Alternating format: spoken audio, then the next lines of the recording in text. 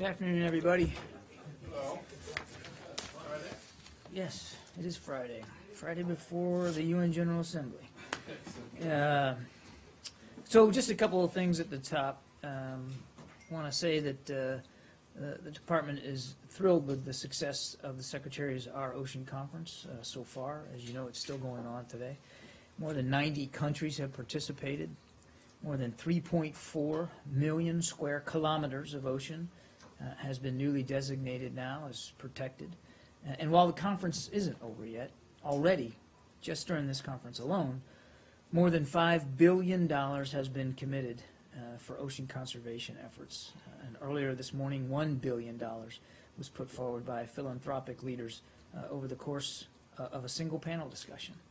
So we applaud those contributions. We're grateful for those as well. We applaud everyone for coming and participating so actively. We also applaud our Bureau of Oceans, Environment, and Science, who helped put this conference together, assembled it, developed the agenda, worked it so hard, as well as our major events and conferences staff, who have done such a marvelous job. So not over yet, still more work to do, but a very successful conference indeed, and we're delighted to see that. On a sadder note, I'd like to, on behalf of the department, I'd like to note the passing of a career Foreign Service officer by the name of John Busby. Some of you may know John. He joined the Foreign Service in May of 1998, was part of the 87th A100 class. A former journalist, he brought a reporter's curiosity to the Foreign Service and the ability to create imagery out of words. He was fascinated by the Middle East and all of the issues there. And he served across the region, including in Iraq and in Egypt, and in various positions here at headquarters inside the Bureau of Near Eastern Affairs. We mourn his loss. We pray for his family. We wish them our deepest condolences. And I know I can speak for everybody here at the State Department when I say that he truly will be missed. Matt. Thank you, and thank you for those kind words. Let's start with Syria. I bet you weren't expecting that, were you? No. So the Secretary and Foreign Minister Lavrov had another call this morning. Yes. Your readout of it said that essentially the Secretary said, look, if you don't get Assad to start allowing the aid into Aleppo, we're not going to move ahead with the JIC. The Russian version of it, I guess it's slightly different in tone. And one of the things that the Russian version said was that Foreign Minister Lavrov once again implored Secretary Kerry to make the deal that they reached a week ago today in Geneva public, so that everyone can see, everyone can know what it is and what the baselines are for success or failure. So did that in fact come up in the call? And if it did, what did the Secretary say? Because Foreign Minister Lavrov isn't the only one who's saying publicly that this should be put out there. I don't have any more detail to read out than the one I provided, so I'm not in a position to say one way or the other whether that particular topic was raised. I'll tell you what, though, I'll take the question just to make sure. I don't want to just guess about the degree to which they spoke on that. So let me find out. What I can tell you is our view hasn't changed, and I think Mark talked about this yesterday. But our view on that issue hasn't changed. And that means that you're not prepared to make it public, because there's a meeting this afternoon at the Security Council on this, and I think that some of your fellow members of the Security Council, I mean, apart from the Russians, obviously, who know what's in it already, want to know what's in it. So are you guys prepared to at least show it? Give the document to the other members of the council? Well, what I can tell you is, and I think, again, Mark addressed this yesterday, we certainly have and will continue to brief our partners on it. There's no problem with doing that. But our position with respect to making it public and whole at this time has not changed. Your colleague at the White House was asked about the leverage that you have in trying to get the Russians to come through and press Assad to allow the aid into Aleppo and other areas. And he said, and it was more than a suggestion, he said, well, leverage is that if they don't do it, we're not going to form this JIC. I don't understand how that is leverage. Can you explain that? Well, I think what he was referring to was the degree to which the Russian side very much wants to see the Joint Implementation Center established. I mean, this was something that they, I mean, as you know, Matt, I mean, they've been stressing for many months now, a desire to have a deeper level of cooperation with the United States military, and the JIC was conceived with that objective in mind. So they're very much interested in seeing that established. And as the Secretary said in the call this morning, as it was in my readout, that you know, unless we see the arrangement with respect to humanitarian access and with respect to reduced violence implemented, there will be no establishment of the JIC. Right, but they have been, there is no JIC now. No. There has never been a JIC or anything close to it. There has only been this kind of deconfliction discussion. Correct. And the absence or the lack of a JIC or whatever you want to call it has not stopped the Russians at all from pursuing their, you know, what they've been doing for almost a year. Remember, it was at the General Assembly last year when this whole thing began. Mm-hmm.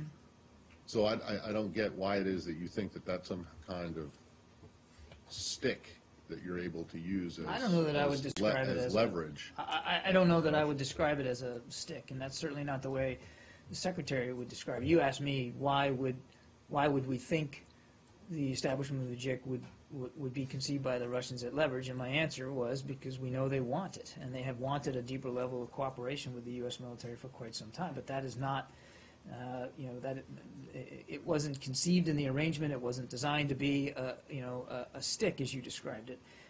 It was designed, and we support the establishment of the Joint Implementation Center. It was designed to better focus Russia's military efforts against Daesh and against al-Qaeda in Syria. That's the whole purpose. So we have something to gain in the establishment of a JIC as well. I think, though, to your broader question, if I could, I mean, this arrangement isn't about carrots and sticks. Yes, it is a transactional arrangement. I'm not going to dispute that. We want to see reduced violence. We want to see humanitarian access. And then when we see that to everyone's satisfaction, we'll establish the Joint Implementation Center. And we want to see, as a result after that, we want to see, obviously, Assad's air forces not flying in those areas. But as we've said all along, we said in Geneva, and we've said since Geneva, if we don't get there, if we don't get to the arrangement being fulfilled, then there'll be no arrangement. There'll be no JIC. And what we agreed to in Geneva won't happen. So it's not about carrots and sticks. It's not about forcing Russia one way or another. Russia they have decisions to make about the influence that they have on Assad and the degree to which they're going to use it or not. And if they choose not to use that influence, or if they apply it and it has no effect, then the arrangement doesn't come into being. And we're back to, regrettably, where we have so long been, which is innocent civilians being barrel bombed and gassed. John, let me just follow up on the humanitarian aid. Now, UN sources say that these trucks have no UN markings, for instance, that the UN has hired many drivers that have no licenses, no ID, no passport. that they're refusing to sort of delineate which trucks are which are really carry humanitarian aid and so on. I wonder if you have a response to that, because this seems to be what is holding the aid from going through. I mean, of course, there are, there's violence going on, but also these logistics are not taken care of. If they are not, why not? I haven't seen reports that we don't have driver's licenses on these guys. Say the secretary spoke to Stefan de Mistura today, and we know that that there are trucks that are waiting to go in, and the UN is supervising that process. I won't speak for the UN in terms of accreditation of drivers and vehicles. That's them to speak to. But we know those trucks are ready. They're loaded up, and they're ready to go.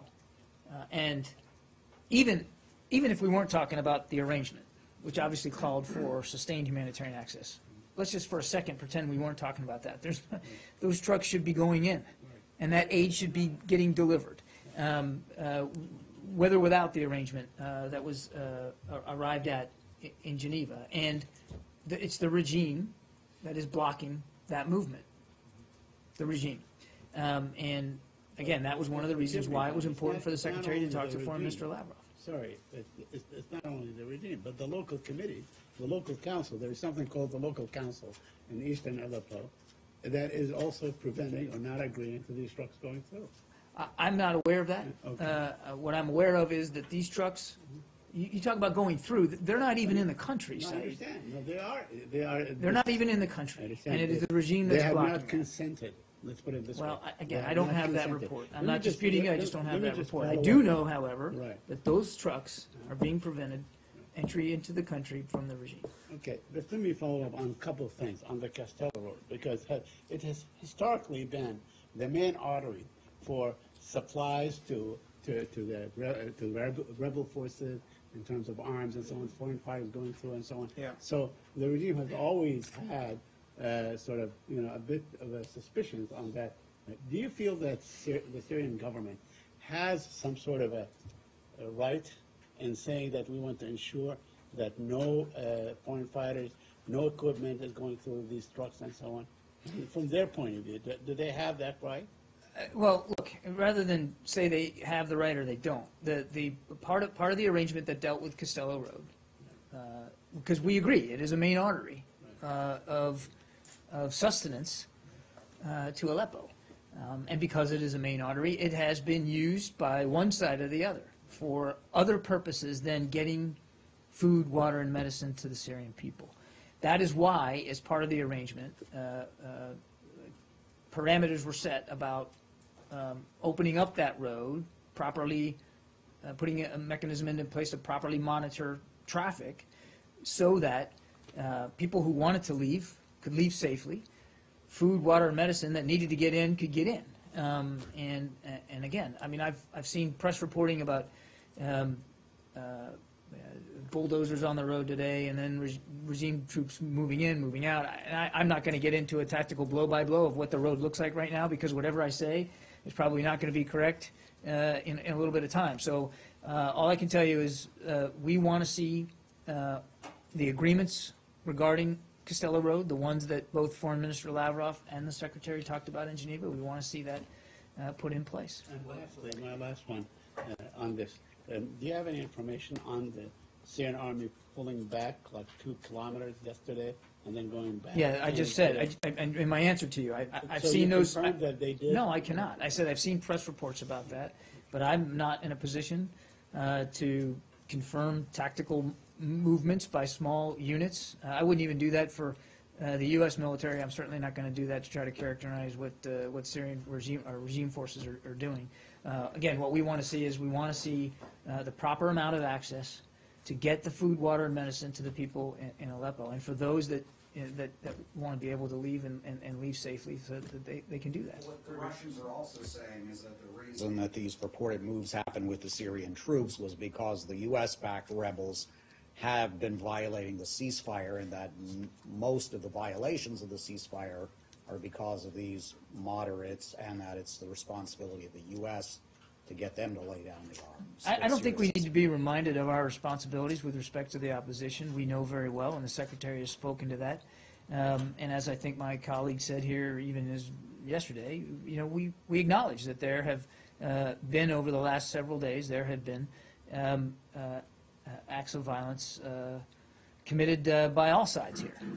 We acknowledge that. In fact, even in Geneva, before the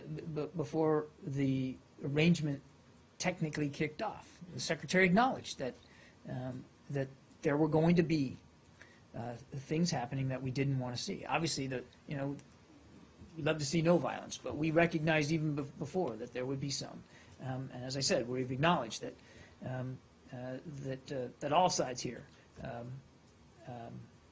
have probably not in full committed to no violence, and we want to see all sides continue, or we want to see all sides comply with it, and to keep the levels down. And do you have anything on this Reuters report quoting Western diplomats that the UN had come to the conclusion that the Syrian military had been responsible for the dropping of chlorine that came out a couple hours ago?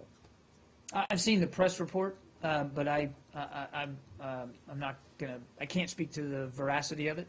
That said,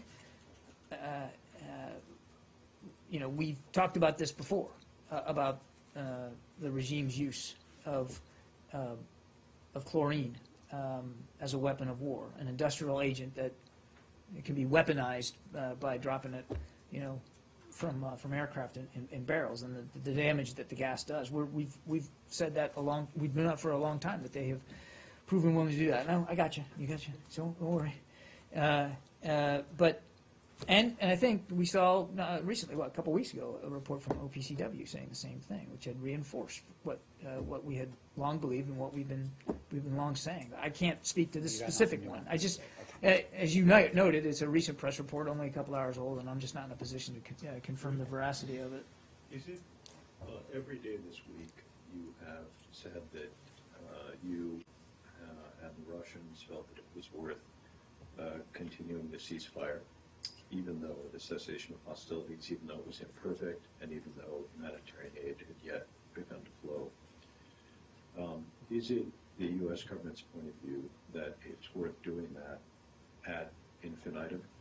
If you never get a perfect ceasefire, and if you never get humanitarian access, are you willing to continue with this just because the significant reduction in violence is worth it in and of itself? No. No, and I think the Secretary's been very honest about what we're doing and the ultimate goal, and that our patience here isn't infinite. This arrangement, I think, is important to remember, was designed to get the levels of violence down, the humanitarian access up, to such a degree that we could revitalize the cessation of hostilities and create the conditions necessary to get the political talks back on track, which we all know hasn't happened. That's what this was designed to do, because of, largely, but not solely, largely because of the siege of Aleppo, which still remains sort of the centerpiece here. But and that's a long answer to your question, but I didn't want to answer it glibly. But the real short answer to your question is no. So what do you then do What do we then do? when your patience runs out? Well, I don't know, Arshad, and I don't know that it would be valuable to try to speculate about that. I think, in terms of this arrangement, as I answered to Matt, if we don't see the humanitarian access, if we don't see reduced violence of a continuous nature, then there'll be no establishment of a joint implementation center. Therefore, there will be no sharing of information of a targeting nature with the Russian military, and we will be back where we were before this arrangement was put into place, which is obviously not a place any of us want to be. But I don't think it's helpful while we're in the middle of trying to get this to continue to move forward, to speculate or talk to outcomes if it doesn't. I mean, our focus, and it's frankly, the purpose for the phone call this morning with Foreign Minister Lavrov is to see it succeed, is to get it to work so that we can get Stefan de Mistura back at the table. If 1 week, the secretary in Geneva set, and the agreement sets 7 days as the period of time after which you would begin to establish the JIC if there had been the reduced violence and the increased humanitarian access. If 7 days was a sufficient period to judge whether the arrangement was working, is 7 days a sufficient period to judge that the arrangement has failed to work? I think we're going to have to make those kinds of decisions if and when we get there.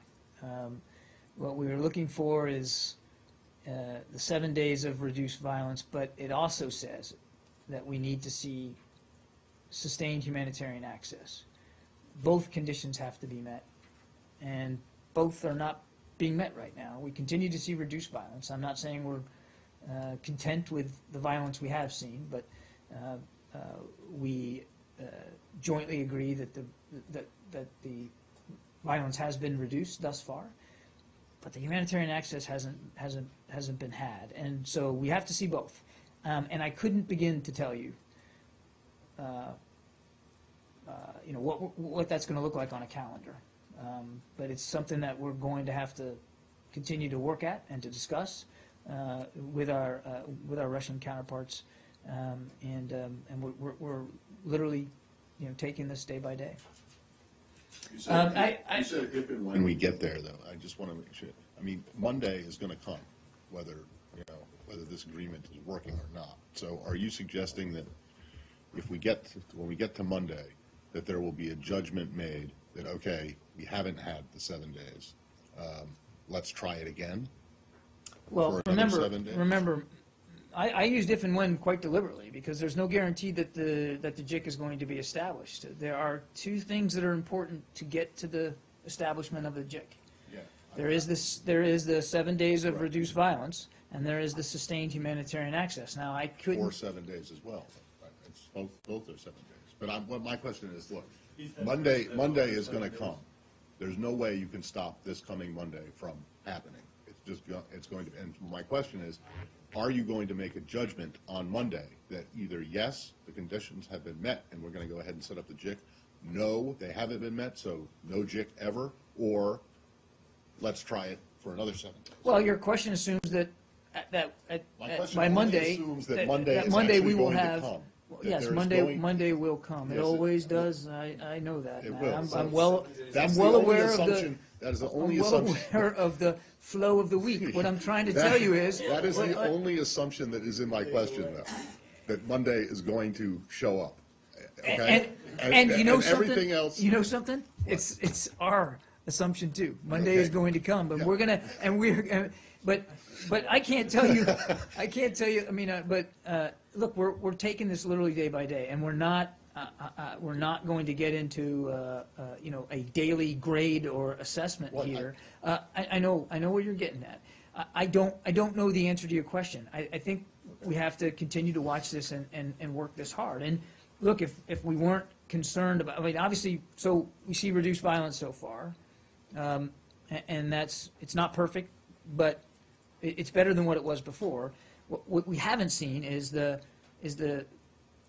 sustained humanitarian access, and that's why they spoke this morning. That's why the secretary wanted to talk to Foreign Minister Lavrov, because that is a key component of this arrangement, and it has not moved at all. Okay, so is the answer to my question then, you don't know whether, if it is judged on Monday that the conditions haven't been met, you don't know yet whether you're just going to say, all right, the hell with it, that's it, it's done, and there's not going to be a JIC, or let's give it another 7 days or another X amount of Let me time. put it this way, and maybe this will answer it. If by Monday we have continued to see reduced violence and no humanitarian access, there will be no joint implementation center. Ever. Well, That's it, not, I mean, under this agreement, it's done. I'm not going to make, call the end here. I'm just saying that, if we haven't seen both, Right. there's not going to be a joint implementation center. And I think this gets to Arshad's question. I mean, how long? I'm not prepared to say how long we're going to continue to evaluate this, but obviously we didn't enter into this arrangement that it would go on. How did you say it? Ad infinitum? Is that how you say that? That certainly wasn't the intention of it. Yes. The Twitter sphere was reporting with video, and now it's in the British press as well, that Turkish-backed FSA forces chased U.S. special forces out of the Syrian town of Al-Rai. Do you have any concern that the forces that Syria is that the forces that Turkey is supporting in Syria may not be so moderate? I have concern that the forces Turkey supporting these are in their rebels that accompany Turkish forces into Syria to have like Turkish influence in certain parts of, the border towns in Syria, and this is the town of Al-Rai, and they had some issue with the U.S. special forces that were with them. They chased them out very dramatically, shouting Islamic slogans, calling them dogs, pigs, American agents. So it raises the question of just what kind of people, what kind of rebels is Turkey supporting? Are these guys truly moderate people you want to see in control in Syria? Well, look, on the incident itself, I'd refer you to my colleagues at the Defense Department. I've not seen this video, and I certainly wouldn't speak to what is so clearly a defense issue. So I can't confirm the video that you're referring to. And that means I also don't know of the slurs that you're saying were uttered. Obviously, if that's true, that would be concerning, of course.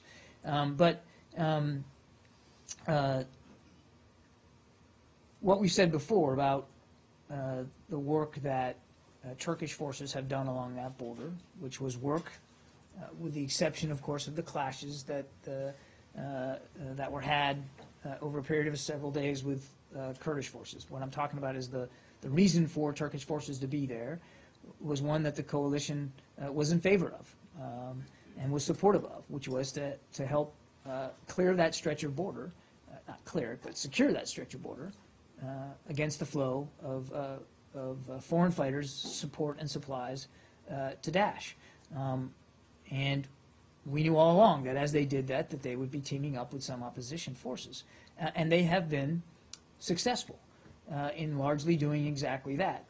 So let's keep in mind the greater goal here, which was to choke off that stretch of border so that Daesh can't use it to sustain itself and to support its terrorist activities. And we recognize, broadly speaking, we recognize that the opposition forces fighting Daesh in Syria are not a monolith. And some of them have more extreme views than others. And even inside certain groups, you're not always going to find a coherent view about the fight that they're engaged in. So we've always recognized that. But again, what we've said before is that stretch of border was important. We support Turkey's efforts to secure that stretch of border, and thus far, we believe it's been successful. And you're not concerned about this business of cursing these special forces and calling them American agents? Well, look, again, I haven't seen the video, so I can't say with certainty. I just don't. I'm not in a position to confirm the veracity of that video or that report, and I'd refer you to DOD. But I mean, if you're asking me as an American and a veteran myself, if this is true, if I'm comfortable with it, of course not. If it's true, I don't know that it's true, especially when my discomfort exists, especially if it's true, because we all should be focused on the common threat and the common enemy, and that's Daesh. But we don't want to be replacing Daesh with some other anti-American, anti-Western group, do we? I think what we are concerned about is degrading and defeating Daesh and removing their capability to operate effectively as they have proven to do so in the past. Although, I will say, we have made progress against this group. And it's not about replacing them. We want them We want them degraded and defeated, period. Yes. I mean, in addition to this incident in the Al Ra, there's also a report from NBC saying that U.S. Special Forces were actually fired on by these opposition forces. And I just want to go over some of the phrases that are attributed to these forces are, "Get out, you pigs," "Dogs, agents of America," "Go away, you coalition of crusaders." What message are these forces trying to send? Well, again, I can't confirm the reports about this, but let me be clear. If it's true, obviously that kind of rhetoric is not acceptable as part of what should be a coalition designed to go after a common enemy, which is Daesh.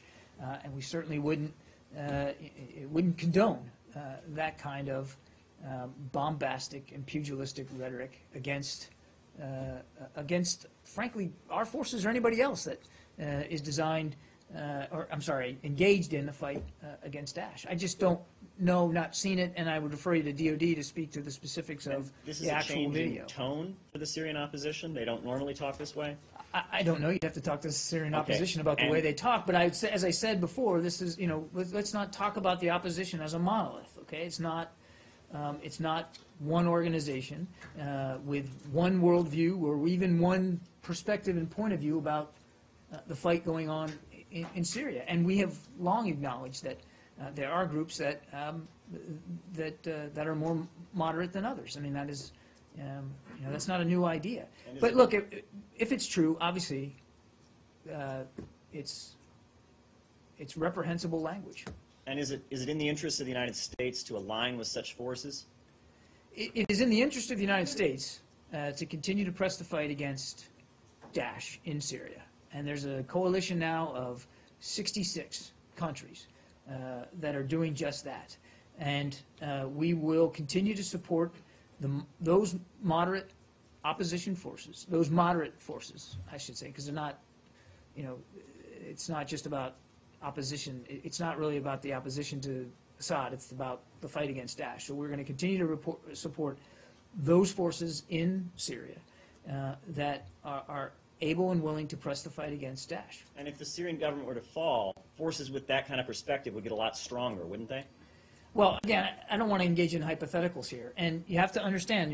Now you're starting to blur here a little bit.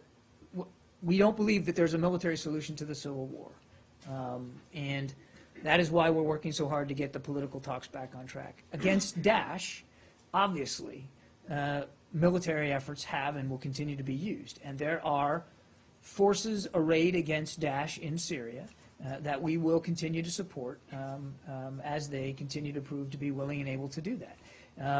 But that fight is separate from the diplomatic track that we're trying to pursue in terms of bringing about the end of the civil war in Syria. Okay? But this But you're gonna. group is the Free Syrian Army, which you have touted all along as the moderate or the model of the moderates and so on. And not only are they saying no Americans, and they call them all these pejoratives and so on, they also are saying no Christians in Syria. And could these be the groups that you are trying to sort of disallow either the regime or the Russian government from bombing, in and around Aleppo? Because they are not unable to delineate themselves. Again, let's from not Israel? let's not mix it here. We're talking about, look, I haven't seen this video. I can't confirm that this incident even happened. I've already said that if it's true that these slurs were thrown at American troops, or frankly any nation's troops that are in there trying to degrade and defeat Daesh, that's unacceptable and it's reprehensible. But I can't confirm that it happened. And yes, there has been coalition support for Free Syrian armies as they fight against Daesh. And as I've also said, we constantly review and evaluate the situation in Syria and the fight that's being waged against Daesh, and the coalition supports it appropriately, especially in support of groups that are proving to be capable fighters at going against Daesh. But, what I would say here is what I've said many times before. We want everybody that's involved in this effort, whether it's a nation state in the coalition or it's groups in Syria, that are engaged against Daesh and are not designated by the UN as foreign terrorist organizations. We want that focus to be squarely put against that group. We all have the coalition against Daesh has a common purpose, has a common enemy, has a common end in sight with respect to that group.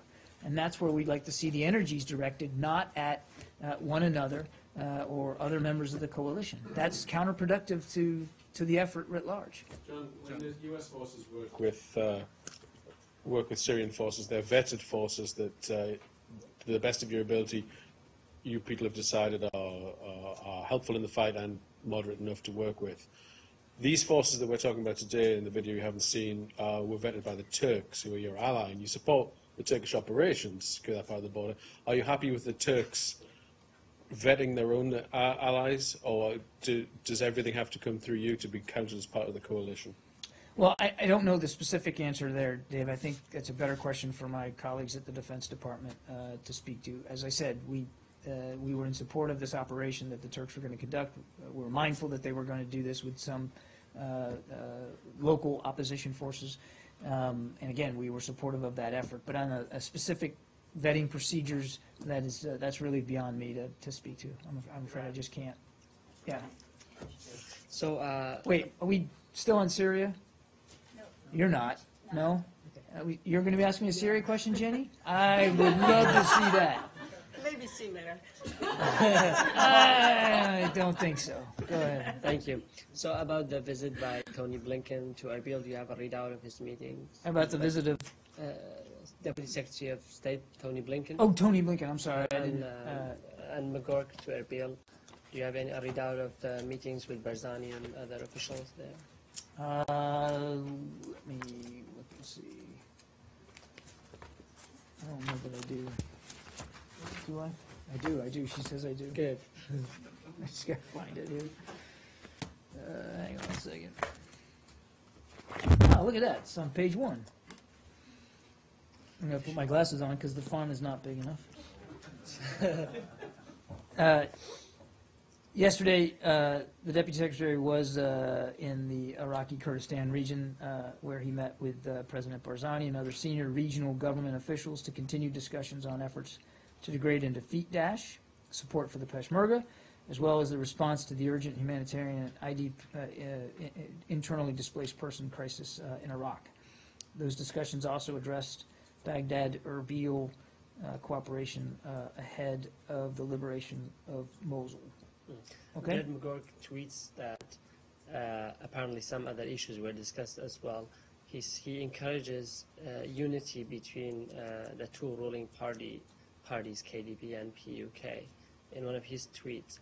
I want to know what the assessment of the United States is about the unity or disunity among Iraqi Kurds at the moment. Well, I'm not going to get ahead of the Deputy Secretary here. I think, look, we've long been talking about our desire to see the parties working together for the betterment of Iraq, but I'm not going to get any more detailed than what I just gave you.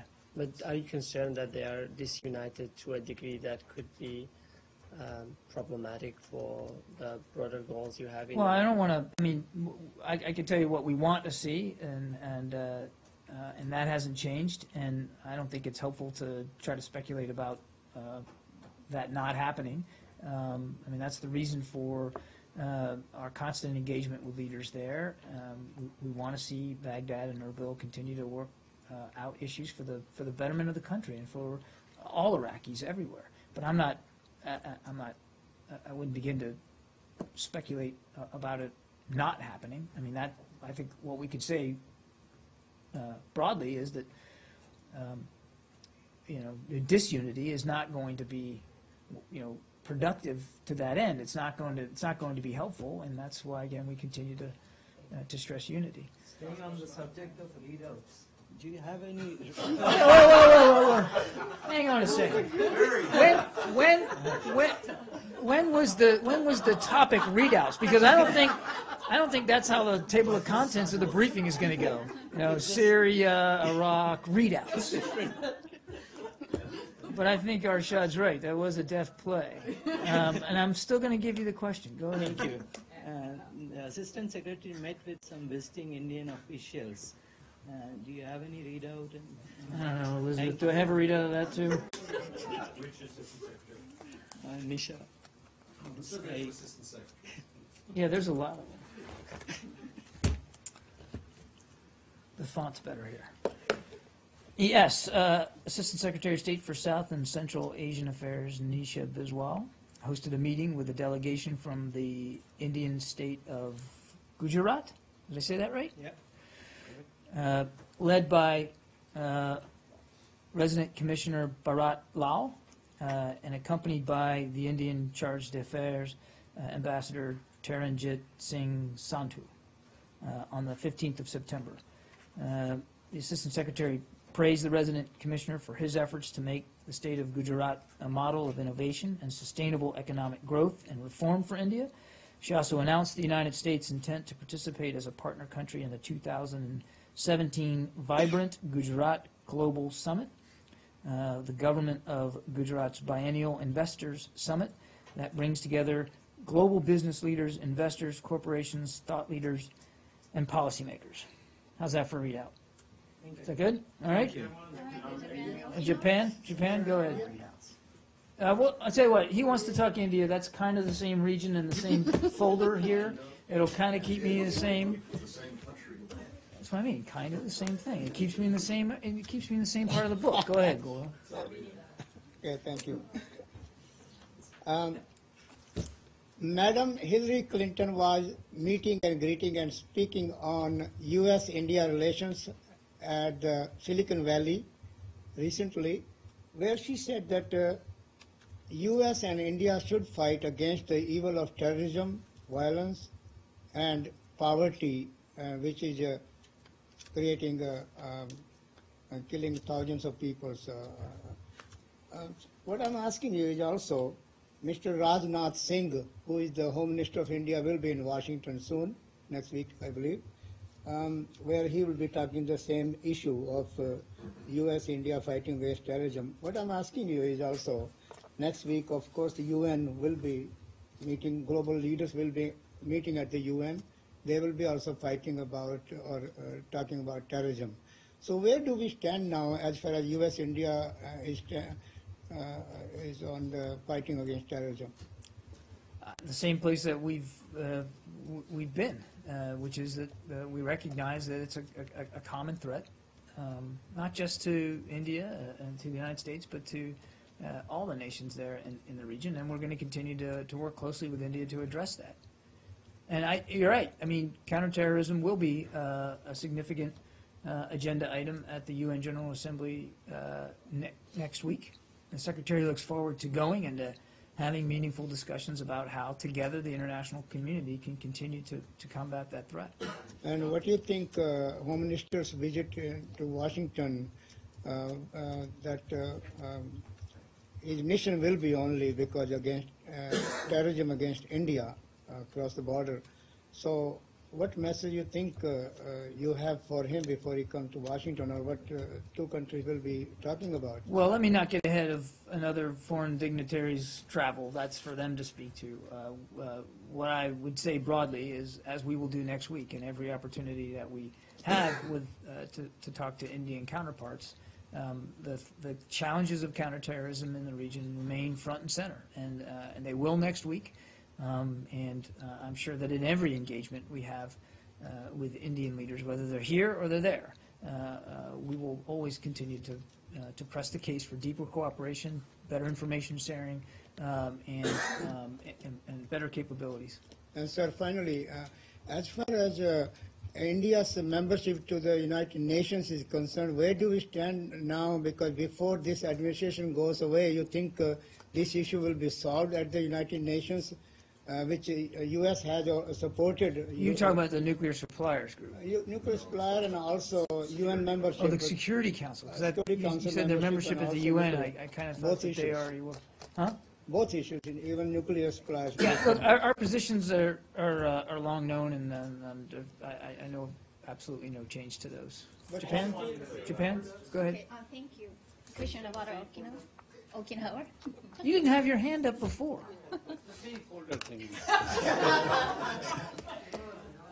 I'm sorry that you guys are learning how my book is built. Go ahead. Okay. I have a few questions on Pakistan. First is about the situation in Karachi, where several leaders from MQM have been arrested, detained, and they're saying that the Pakistani forces are indulging in extrajudicial killings, human rights violation against them. Their offices are being demolished by the forces. What's your assessment of the situation in Karachi?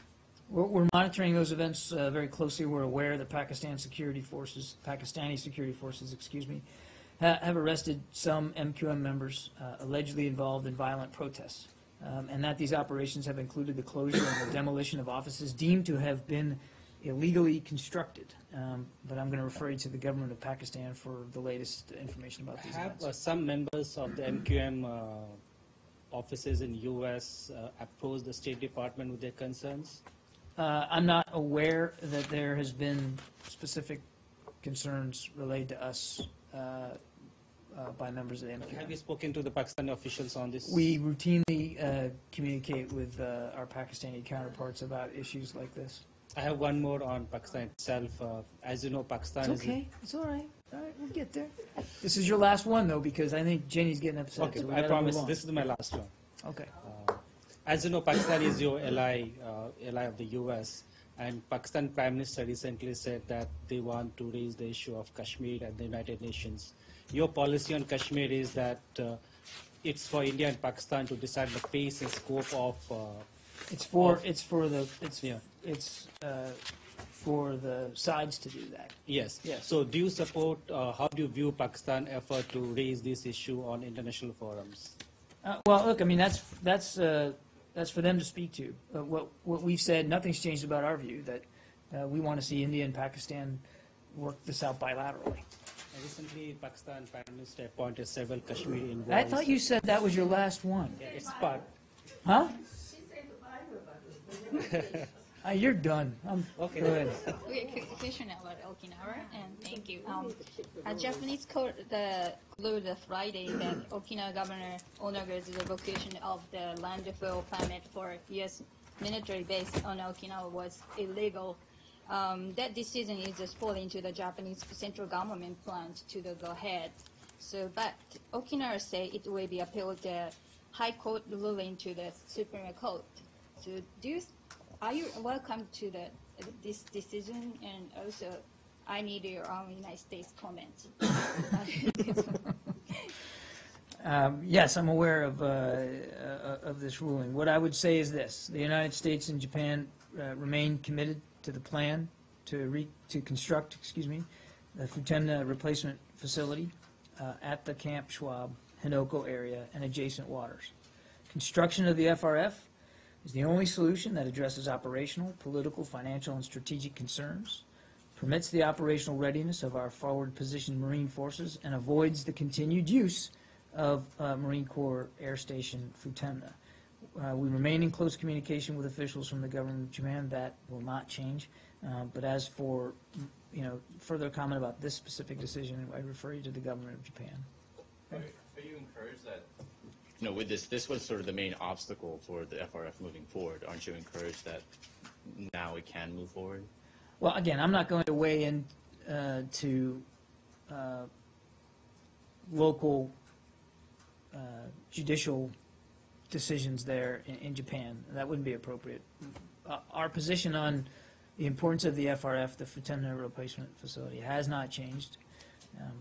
We still believe, as I just said, that it's the right decision, it's the right move forward.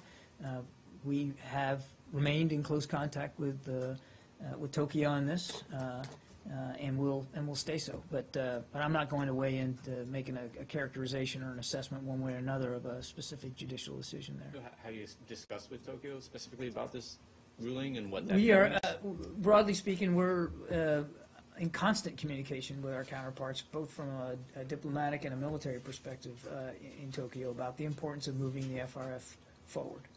Okay? Okay. So an email has recently come to light, an exchange between Jeffrey Leeds and former Secretary of State Colin Powell, in which he acknowledges that Israel has, quote, he says 200 nuclear weapons. and the Nuclear Non-Proliferation Treaty has not been signed by Israel. Under U.S. law, the United States should cut off support to Israel because it's a nuclear power that has not signed the Nuclear Non-Proliferation Treaty, according to Colin Powell, correct? Shouldn't you ask Colin Powell that? I'm not going to speak to this particular traffic, and I'm certainly So you're not saying going to Israel discuss. doesn't have nuclear weapons? I'm certainly not going to discuss matters of intelligence from the podium, and I'm not. I have no comment on that. Okay, well, the email says the boys in Tehran know Israel has 200, all we targeted on Tehran, and we have thousands. I mean, that seems to indicate that there's a knowledge of an Israeli nuclear program, which would make U.S. aid to Israel illegal. I think I've answered your question. Okay, well, let me ask, is that, do I have the correct understanding of U.S. law that we're not allowed to support a nuclear power that has not signed the Nuclear Non-Proliferation Treaty? Look, we obviously support the Nuclear Non-Proliferation Treaty. I'm not a legal expert on all the tenets of it, and I'm certainly not going to speak about the details that you've revealed here in this email traffic. That would be inappropriate for me to discuss one way or the other. I'm not going to do it. Yeah, Jenny. Thank you, Josh. Oh, I'm Josh. I thought so. White House. I take it as a compliment. Yeah. Sorry about that. Thanks, John, because I just come out from White House. That's why I thought Josh. No apology necessary. Well, He's smarter and better looking. On North Korea, U.S. take strong sanctions to North Korea. Is these sanctions included humanitarian aid to North Korea? What sanctions, Jenny? I didn't quite This understand. time sanctions, you got the after fifth nuclear test. Well, US take. after this most recent Yeah, one, most as I said, we're in discussions with our UN counterparts about the potential for additional sanctions. I'm certainly not aware that any have been enacted, and therefore I wouldn't get into speculating about if there are additional sanctions, what they would look like and what they would entail. Did North Korea ask the United States for the humanitarian assistance their country For the flooding? Yeah. No, there's been no request for assistance from the United States. If the North Korea asked the United States, how did the U.S. I simply couldn't speculate one way or another. I can tell you we don't foresee a request coming. Okay, one more. North Korea Foreign Minister Lee Yong-ho. There won't be one? I- Other than the fact that there hasn't There's been never one been one ever, and Well, this there has been. this They is have asked for assistance in the regime hasn't. I'm not. But aware of you're it. not- I'm not.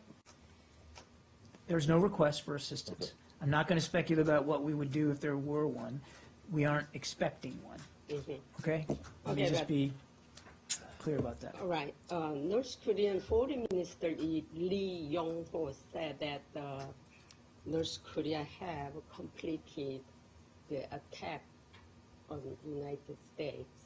They said what? They They completed? the attack to U.S. An attack on the U.S.? And also, he said that he mentioned that there's 3 more nuclear tests until the end of this year. What are your comments? I haven't seen those comments. Obviously, I wouldn't speak to intelligence matters one way or another in terms of the potential for future tests. I would simply say what we said before, that this provocative activity needs to stop for the betterment of the peninsula, for the betterment of the region, and that the United States takes all the threats seriously and will continue to engage with our partners in the region to increase the pressure on the regime. And I didn't understand the other one about completed an attack on. Yeah, they already have completed attack to the United States. I'm not but a- they're ready to, whenever time they're going to attack the U.S. I don't have any information on that. You I'm don't afraid. have that? No, Or they don't yeah, have sorry. Follow Go ahead. On North Korea? So there are sanctions imposed on North Korea in response to their nuclear proliferation. There were sanctions put on Iran in response to allegations of nuclear proliferation. And now we have this email from Colin Powell saying that Israel has 200 nuclear weapons. Why is Israel not facing any consequence for this? That's a very colorful way of getting back to the same question you just asked me, but I'm going to refer you back to the transcript when you see it this afternoon to what I said before to your question. Saeed? You're familiar with this email, right? I'm not. Oh. I have not seen it. I can't speak to the email, and frankly, even if I'd seen it, sir, I wouldn't engage in that kind of a discussion from the podium. Palestine for a minute. First of all, could you confirm that you did, well, you issued a statement, but could you tell us why you designated Fathi Ahmed Mohammed Hamad, a Hamas official, as an international terrorist? Was he planning anything against the United States of America in Gaza?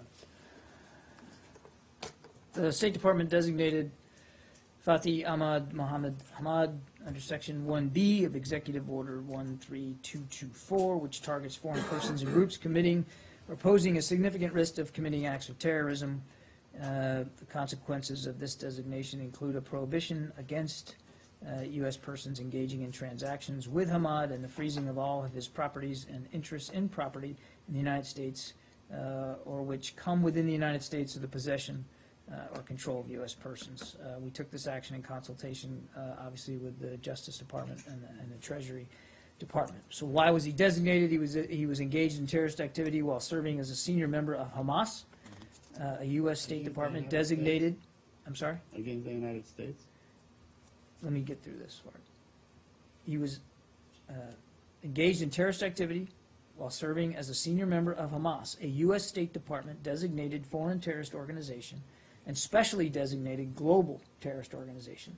Hamad has served as Hamas's interior minister, where he was responsible for security within Gaza, a position he used to coordinate terrorist cells. He established Al-Aqsa TV, which was designated in March 2010 by the Treasury Department as a specially designated global terrorist under the executive order, same executive order 13224. Al-Aqsa TV is a primary Hamas media outlet that airs programs designed to recruit children to become Hamas armed fighters and suicide bombers upon reaching adulthood. Let me follow up with a couple of other quick questions. There is a small fleet of 2 vessels for women to break the siege of Gaza, including an American woman, a former colonel in the United States Army. One, do you advise them not to go?